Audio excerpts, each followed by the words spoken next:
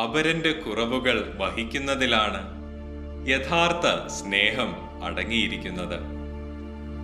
അവരുടെ ബലഹീനതകളിൽ വിസ്മയിക്കുന്നതിലല്ല, മറിച്ച് അവർ ചെയ്യുന്ന ചെറു നന്മകളുടെ പോലും മാഹാത്മ്യം മനസ്സിലാക്കുന്നതിലാണ് യഥാർത്ഥ സ്നേഹം. അപൂർണതയിൽ നിന്ന് പൂർണതയിലേക്ക് വളരുന്നവരാണ് മനുഷ്യർ.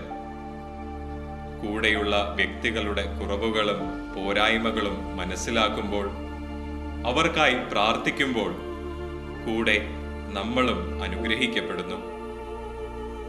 കുറവുകളുള്ള വ്യക്തികളിലും നന്മയുടെ നാമ്പുകൾ ദർശിക്കുവാനായി സാധിക്കും.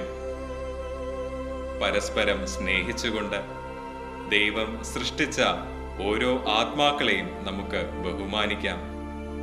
അങ്ങനെ യഥാർത്ഥ സ്നേഹം നമ്മിൽ നിന്നും ഒഴുകി ഇറങ്ങട്ടെ.